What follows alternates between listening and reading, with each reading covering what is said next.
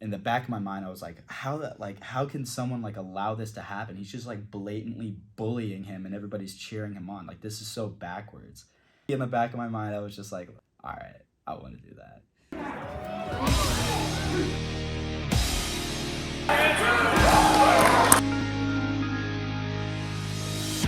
Hi, my name is Luke Albanese, and this is the story of my high school wrestling career. I started wrestling when I was around 7th grade. My dad was a wrestler when he grew up, and I would always wrestle him as a kid. But when he started me on it, I absolutely hated it. I just did not like the roughness of it. I was never really much of an athlete as a kid, and I actually was taken to a football practice one time. I said I hated it, and I said I would only go back if I couldn't get tackled and I didn't have to tackle anybody. And then they made me go to wrestling practice. I hated it. I ended up quitting after just 1 year, but then I rejoined the high school team just because a bunch of my friends were on it, and it was just kind of a foregone conclusion from there. The moment I really got into wrestling was during my freshman year. We had this dual meet against this one other team. We were getting our butts kicked, and we finally had our senior captain. His name was Marco. He was by far the best kid on the team. He was the only kid that went to states the year before. And finally we have an opportunity to get a win because Marco's our best wrestler. So he gets out, and the guy that he comes out against turned out to be the returning state champ, which we didn't know. And he absolutely beat the bricks out of Marco. In the back of my mind, I was like, how can someone allow this to happen? He's just blatantly bullying him and everybody's cheering him on. This is so backwards. In the back of my mind, I was just like, all right, I want to do that. Going into next year, my coaches kind of knew that I wanted to be that good, and the first thing they recommended me to do was off season, which is basically just wrestle year round. So come next season, I think I got 50 wins or something. I went from a record of 10 and 20 my freshman year, and then my sophomore year I had a record of 50 and 15 or something. I think I scored 500 points worth of takedowns. I broke a school record, and I ended up ending the season ranked 6th in the state, which was a huge accomplishment for me. So finally I kind of was able to accomplish a big portion of my goal. I was a ranked guy. I used to see those guys as celebrities almost. So coming into my junior year, I thought I'm gonna be that guy now, until I had this one dual meet in my home gym against Weymouth. I came out so cocky. I started doing the whole thing that state champ did to Marco.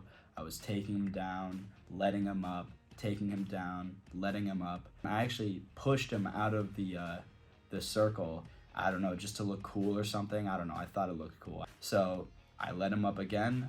I tried to take him down, and he just turns me to my back in front of my home gym. I still ended up winning the match, but I was really unhappy because I wasn't able to do what I wanted. And it bothered me for the rest of the season.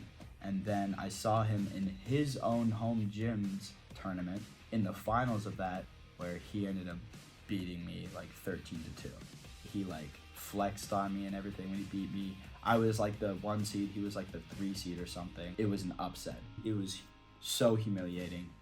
I hated it, and it gave me crippling anxiety anytime I would ever step on the mat with him. In the state tournament, I was in the semifinals. I ended up winning my match, but the guy that I pushed off the mat, who put me to my back, was on the other side of the bracket, also in the state finals. So I went up to the guy he was facing and warned him about how he wrestles, and the guy I warned ended up beating him, and I beat him in the state finals, winning my state title.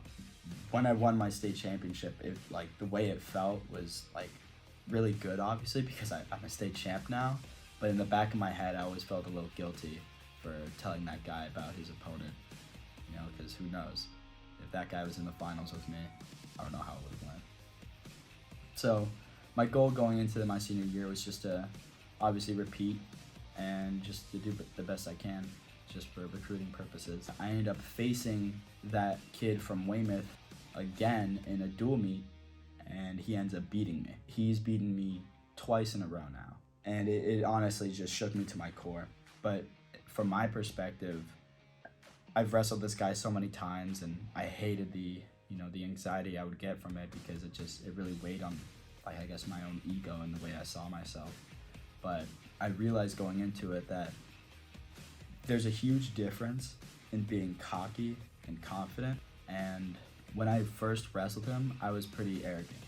But going into that last match, I was just confident in what I was able to do. I knew at the end of the day I was a better wrestler. I just had to like go out and do it.